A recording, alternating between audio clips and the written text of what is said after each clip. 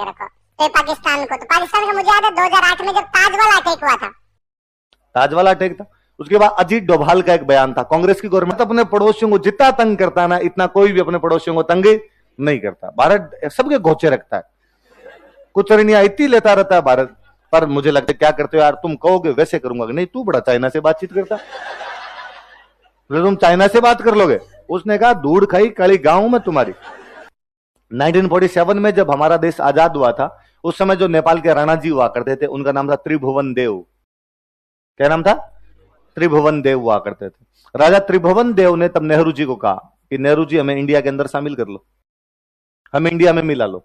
जैसे आपका राज्य पंजाब, जैसे आपका राज्य हिमाचल प्रदेश, वैसे आप हमें एक राज्य बना लो, आप मिला लो।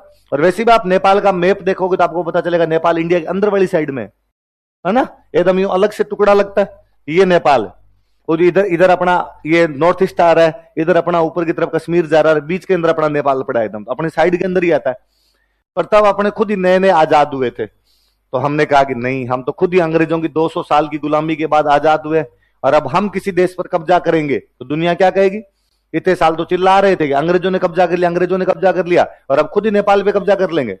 राजा त्रिभुवन देव ने कहा कि नेहरू जी ये बात नहीं है, मैं ये थोड़ी कर रहा हूं आप कब्जा कर लो, मैं तो कर रहा हूं अपने वापस मिल जाए, हम आपका हिस्सा थे, वापस जुड़ जाते हैं आपके साथ में, इतनी तो बात है। नेहरू जी ने कहा नहीं, नहीं, नहीं, आप अलग रहो, कोई टेंशन करने की क्या जरूरत है, कोई दिक्कत होगी तो हम आपके साथ खड़े हैं।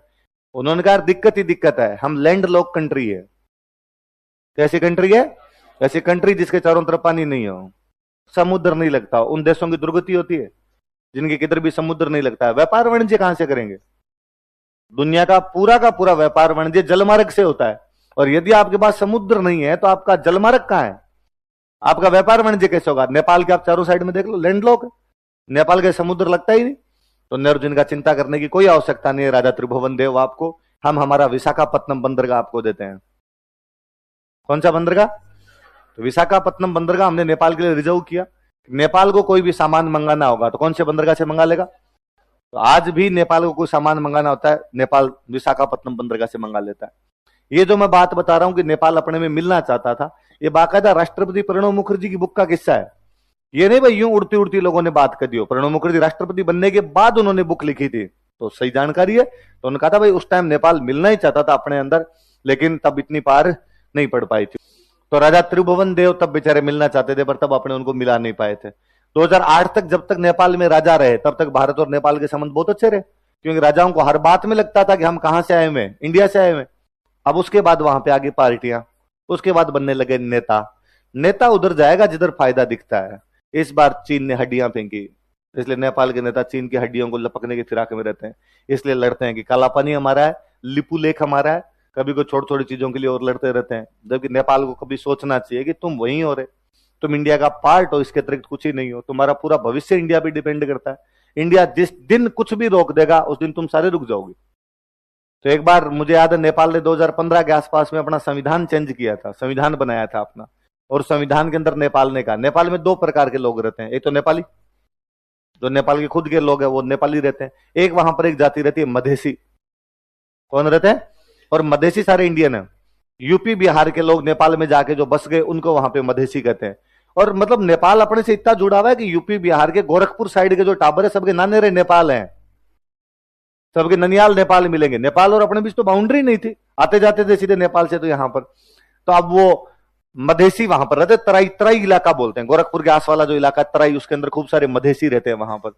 तो वहां पर रहा करते थे। तो 2 लोग, या तो नेपाली लोग रहते हैं या कौन रहते हैं? मधेसी। तो नेपाल ने अपना संविधान बनाया और अपने संविधान के अंदर एक लाइन लिख दी कि भाई मधेसियों को यहां पर संवैधानिक अधिकार नहीं, मधेसी बड़े पदों पर यहां पर नहीं आ सकते, बड़े पदों पर केवल नेपाली आएंगे, मधेसी बड़े पदों पर नहीं। मधेसियों ने कहा हम इतने साल से नेपाल में रहते तो हम नेपाली है। ना ना ना, तुम सारे इंडिया से आए हुए लोग। तो मधेसियों ने अपनी तरफ देखा और इंडिया वालों का भाई देख लो हमारे साथ भेदभाव हो रहा है। इंडियन का ठीक है करते हैं। 2015 में तब अपने भाई की गवर्नमेंट नई आई थी इधर, तो इनका इंतजाम करते हैं, थोड़ा प्रबंध करते हैं, रुकिए थोड़ा, जरा आप थोड़ा सब्र करो। तो अपने यहां से विशाखापत्तनम बंदरगाह से नेपाल 2 चीजें मंगवाता है। एक तो सब्जियां भारत से जाती है पूरी की पूरी, बंदरगाह से तो और चीजें आती है। नेपाल की सारी सब्जियां भारत भेजता है, नेपाल की सारी दवाइयां भारत भेजता है, ट्रक भर भर के जाते हैं अपने। तो अपने वहां जो मधेसी बॉर्डर के ऊपर रहते हैं, अपने उन मधेसियों को कहा इस बार 2-4 ट्रक आए तो इन ट्रक को लूट लो और ट्रक में आग लगा दो और ड्राइवर कंडक्टर का ध्यान रखना, भगा देना, इनको कुछ ही मत करना। मधेसियों ने कहा ठीक है। मधेसियों ने जैसे इंडिया वाले ट्रक घुसे, उन्होंने सब्जियां लूट ली, दवाइयां लूट ली, ड्राइवर कंडक्टर का भाग जाओ और ट्रक की आग लगा दी। और भारत सरकार ने कहा कि चूंकि नेपाल में गृह युद्ध चल रहा है, इसलिए नेपाल में सब्जियां और दवाइयां नहीं भेजी जा सकती,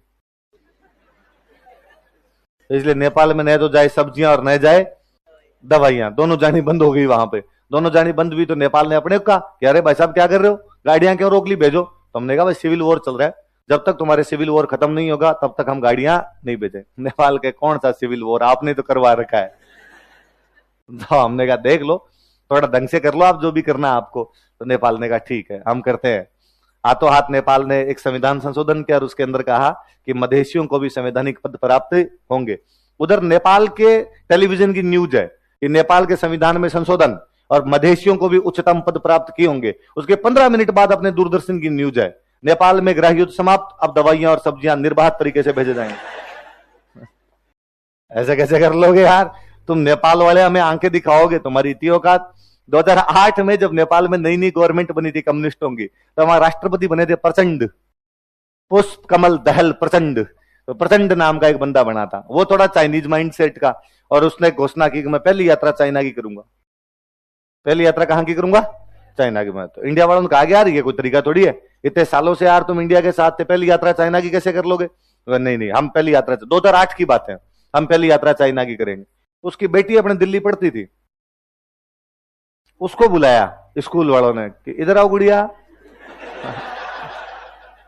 तुम्हारे हाफ ईयरली की तैयारी कैसे चल रही है। कहा मैम अच्छी चल रही है, पर तुम्हारा तो हमने नाम काट दिया स्कूल से और रेड पेन और लगाया, दुनिया की किसी स्कूल में एडमिशन और नहीं देंगे हम।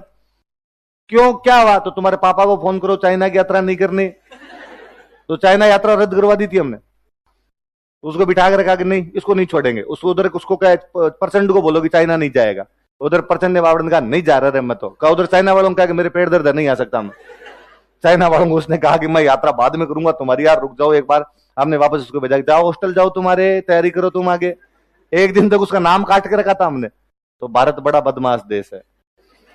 अक्सर भारत के लिए एक बात की जाती है कि भारत अपने पड़ोसियों के साथ बहुत अच्छे रिश्ते रखता है, ना भारत अपने पड़ोसियों को जितना तंग करता है ना, इतना कोई भी अपने पड़ोसियों को तंग नहीं करता। भारत सबके घोचे रखता है, कुछ रणियां इतनी लेता रहता है भारत, पर मुझे लगता है ऐसा करना चाहिए। कोई भी देश की विदेश नीति इसी प्रकार की होनी चाहिए कि पड़ोसी देश डरे हुए रहेंगे तभी आप शांति से रह पाएंगे, वरना पड़ोसी आपको डराएंगे।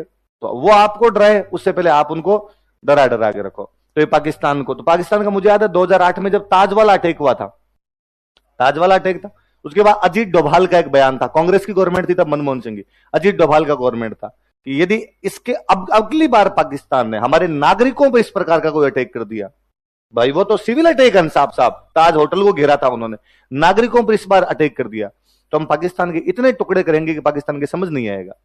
और कर रखा हमने, बांग्लादेश हमने तो लग किया। पहले भाई पाकिस्तान दोनों थे, पाकिस्तान वही था, बांग्लादेशी किसमें था, पाकिस्तान। साफ साफ हमारा लग किया हुआ टुकड़ा। हमने बांग्लादेश वालों को कहा कि तुम आजादी का आंदोलन चलाओ, बांग्लादेश वालों का हमारी आजादी का आंदोलन है। हमारी आर्मी गई पाकिस्तान से लड़ी और बांग्लादेश को आजाद करवा दिया। और पाकिस्तान कब होगा ये पता नहीं, पर पाकिस्तान के भारत जब चाहेगा तब 4 टुकड़े कर देगा। सिंध अलग होगा, पंजाब अलग होगा, बलूचिस्तान अलग होगा, उत्तर पश्चिम सीमा प्रांत अलग होगा। पाकिस्तान का मतलब केवल और केवल पंजाब बचेगा, इसके अलावा पाकिस्तान का मतलब कुछ ही नहीं बचेगा। पर फिर भारत को गुरु नानक जी वाली बात याद आती है कि गुरु नानक जी एक बार एक गांव के अंदर गए थे, उस गांव के अंदर बहुत ही गंदे गंदे लोग रहते थे, जाते गुरु नानक जी को गालियां निकाली, आपस में लड़ा करते थे। गुरु नानक जी जब जाने लगे तो उन्होंने कहा कि आबाद रहो, क्या रहो, आबाद रहो, मतलब बैठे रहो आराम से। एक और गांव में गए, बेचारे भले लोग सेवा चाकरी करे, आपस में बहुत सज्जन तरीके से रहे। जाते टाइम गुरु नानक जी ने कहा कि बर्बाद हो जाओ। तो कोई चला मेरे जैसा साथ था, उसने कहा बाबा जी समझ नहीं आ रही बात, उन गंदे लोगों को आपने कहा आबाद रहो, इनको कहते हो बर्बाद हो जाओ। गुरु नानक जी ने कहा उनको मैं कह रहा था तुम यहीं रहो और कहीं मत चले जाना, इनको मैं कह रहा हूं तुम अलग अलग जगह जाओ ताकि तुम्हारी अच्छाइयां और जगह जाएगी, अच्छाइयां जाएगी, अलग अलग बिखरे हुए रहोगे तो दुनिया और भी अच्छी हो जाएगी। तो हम पाकिस्तान को वो आशीर्वाद देते हैं, आबाद रहो। हमें पता अभी एक बदमाशी कर रहा है, 4 बना देंगे तो बाद में ये कितने बदमाशी करेंगे, 4। क्योंकि इधर पंजाब से अगला जो बॉर्डर है, अपने पंजाब के अगला जो बॉर्डर है, इनकी फितरत ही है इनका काम ही लड़ाई टाइप का करना ही रहा है। तो उधर ये कबीले टाइप के लोग हैं, ये बाद में लड़ेंगे। अच्छा है तुम एक जगह पड़े रहो तो एक जगह पड़े, बाकी पाकिस्तान के भारत के जिस दिन जी में आएगी पाकिस्तान के टुकड़े कर लेगा। श्रीलंका, श्रीलंका के तो बापड़े की यह हालत है कि श्रीलंका में हम जब जी में आते हैं तब श्रीलंका को नचाते हैं। श्रीलंका तो मतलब मुझे लगता है श्रीलंका का राष्ट्रपति शाम को अपने भाई को फोन करके पूछता है कि आज दाल खा लूं आपको, तो ये सब्जी बनवाए, नहीं करे नहीं करे। श्रीलंका की हालत करके रखते हैं। तो श्रीलंका में बीच में एक राष्ट्रपति आया था महिंद्रा राजपक्षे, महिंद्रा राजपक्षे। तो महिंद्रा राजपक्षे मुझे याद है 2008 के आसपास महिंद्रा राजपक्षे ने बड़ा तंग किया हमें। और महिंद्रा राजपक्षे की दिल्ली की न्यूज होती, महिंद्रा राजपक्षे चीन के साथ बनाएंगे संबंधों को अच्छा, हम्बनटोटा बंदरगाह दिया जाएगा चीन को, चीन की कंपनियां करेगी श्रीलंका में निवेश, कहा कि भारत के साथ द्विपक्षीय संधि पर किया जाएगा पुनर्विचार। महिंद्रा राजपक्षे ने कहा मैं करूंगा चीन का दौरा, और हम बड़े तंग हो रखे थे एकदम इनसे। बाद 2015 के आसपास में श्रीलंका के अंदर चुनाव हुए, महिंद्रा राजपक्षे चुनाव लड़ रहे थे, पूरी दुनिया को पता था कि महिंद्रा राजपक्षे जीत जाएंगे, इजिली जीत जाएंगे। तब भारत एक गेम खेलता है वहां पर। महिंद्रा राजपक्षे का एक रक्षा मंत्री था जिसका नाम था मैत्रीपाल सिरिसेना। क्या नाम था? ईमानदार, हार्डकोर ईमानदार डिफेंस मिनिस्टर था उनका। और हमने मैत्रीपाल सिरिसेना को कहा कि मैत्रीपाल सिरिसेना तुम महिंद्रा राजपक्षे के सामने राष्ट्रपति का चुनाव लड़ लो, कब तक रक्षा मंत्री रहोगे रे? कभी खून नहीं खोलता तुम्हारा कि मैं राष्ट्रपति बनूं? मैत्रीपाल सिरिसेना ने कहा राष्ट्रपति बनने के लिए पैसे चाहिए, वोट चाहिए, मैं पैसे कहां से लाऊं, वोट कहां से दूं? हमने कहा हम खड़े हैं, तू तो लड़, चुनाव लड़। मैत्रीपाल सिरिसेना से भरवाया हमने उसके सामने कैंडिडेट सर कि महिंद्रा राजपक्षे के सामने कौन खड़ा होगा? मैत्रीपाल सिरिसेना। पैसे, हमने कहा हम खूब सारे पैसे देंगे। फिर उसकी जो पार्टी थी, राजपक्षे की पार्टी थी, उसको छोड़ के बाकी जितनी छोटी छोटी पार्टियां और हुआ करती थी उन सारी पार्टियों को हमने कहा कि तुम गठबंधन बनाओ, हम तुम्हें रुपए देंगे और सिरिसेना को तुम्हारा उम्मीदवार घोषित करो। फिर श्रीलंका में भी दो प्रकार के लोग रहते हैं, एक श्रीलंकन जिनको बोलते हैं सिंहली, क्या बोलते हैं? सिंहली। एक तमिल, अपने तमिलनाडु से गए हुए तमिल। हमने हमारे तमिलों को कहा कि तमिलों वोट सारे के सारे किसको देने हैं? सिरिसेना। और हमने सिरिसेना को जिता दिया। 2014-15 में श्रीलंका में चुनाव होते हैं, सिरिसेना उन चुनावों के अंदर वहां पर राष्ट्रपति बन जाता है। तो महिंद्रा राजपक्षे का हारते ही पहला बयान है, मेरी हार में भारत का हाथ है। और भारत की रो का एक अधिकारी यहां पर कोलंबो बैठा हुआ था, और जैसे ही मैं हारा हूं उसके बाद हाथों हाथ उसको दिल्ली वापस बुला लिया गया। तो हमने कहा कि देखो उसको तो रिटायरमेंट का दिन और तेरी हार का दिन एक ही था, तो हम क्या करें यार? उस आदमी उतारना ही था, 60 साल उम्र हो गई इस आदमी की, उम्र को कम ज्यादा कैसे किया जा सकता है? उसके बाद राजपक्षे ने चुनाव लड़ा प्रधानमंत्री का, प्रधानमंत्री का चुनाव लड़ा। तो हमने फिर हमारा एक बंदा सामने खड़ा किया, कुमार विक्रम सिंघे, और कुमार विक्रम सिंघे को प्रधानमंत्री जिताया, राजपक्षे को फिर प्रधानमंत्री हराया हमने। और फिर हमने राजपक्षे के पास समाचार किया कि तेरे को हम पार्षद भी नहीं बनने देंगे, इसलिए तू खड़ा होना बंद कर दे। तो बेचारा राजपक्षे कहीं खड़ा ही नहीं होता था। 2019 में राजपक्षे दिल्ली आया, 20 दिन तक दिल्ली बैठा रहा, अपने सारे नेताओं के पैर पकड़े उसने कहा पॉलिटिकल कैरियर बर्बाद हो जाएगा मेरा, ऐसे क्या करते हो यार, तुम कहोगे वैसे करूंगा। नहीं, तू बड़ा चाइना से बातचीत करता, तुम चाइना से बात कर लोगे? उसने कहा धूड़ खाई काली गांव में तुम्हारी। इसलिए इस बार वाले चुनाव में वापस उसको और उसके भाई को दोनों को जिता रखा हमने, गोटाबाई राजपक्षे और महिंद्रा राजपक्षे। इस बार चाइना का नाम नहीं ले रहे वो, इस बार सारे के सारे एकदम अपने साथ में, ठीक है साहब जैसे आप कहोगे। सिरिसेना जीते, सिरिसेना ने जीते ही घोषणा की, मतलब आप तो वो अखबार देखो, ये मजा आ जाएगा आपको अखबार पढ़ के भारत की विदेश नीति को देख के कि सिरिसेना की जीत। सिरिसेना की जीत के बाद उनके बयान सुनो आप। सिरिसेना ने कहा कि भारत के साथ संबंधों को किया जाएगा मजबूत, चीन ने जो भी निवेश किया उन कंपनियों का किया जाएगा पुनर्विचार, हम्बनटोटा बंदरगाह से चीनी कंपनी को वापस लौटाया जाएगा, भारत के साथ में संबंध और मजबूत किए जाएंगे, और सिरिसेना अपना पहला विदेशी दौरा भारत का करेंगे। तो सिरिसेना सबसे पहले विदेश दौरा ही करने कहां पर आए थे? भारत। तो विदेश दौरा करने नहीं आए, वो थैंक यू बोलने आए थे। तो सिरिसेना जब यहां पर दौरे पर आए हुए थे तो भाई को उनके स्वागत में भाषण देना था। भाई की अंग्रेजी मेरी तरह थोड़ी अच्छी है ना, तो टेलीप्रॉम्प्टर पे देख देख के बोलते हैं, टेलीप्रॉम्प्टर होता है उस पर लगा होता है भाषण, तो उसको देख देख के आप बोलते रहते हो। तो कहा ठीक है देख देख के तो बोल लेंगे क्या है। तो भाषण लिखने वाले ने लिखा उसके अंदर की president Sirisena and Mrs Sirisena, तो मिसेज। अब भाई पढ़ रहा था उसको, श्रीलंकन प्रेसिडेंट सिरिसेना एंड, अब ये आते भाई भूल गए इसको क्या कहते हैं। तो भाई ने कहा कि Sri Lankan president Sirisena and MRS Sirisena, तो एमआरएस नहीं है वो मिसेज है। बोल दिया तो बोल दिया, भाई ने कहा आपने निकल गया तो निकल गया, कोई बड़ी बात नहीं है। तो सिरिसेना का पहला विदेश दौरा था, पहला दौरा ही अपने भारत करके गए थे। तो भारत मजेदार देश है, अपने पड़ोसियों में क्या करता रहता है? तंग करता रहता है, उन सबको रिचार्ज करके रखता है, थोड़े थोड़े दिनों के अंदर चूंटियां भरता रहता है उनके। ये बर्मा वर्मार बापड़े मुंह लटकाते रहते हैं अपने सामने एकदम।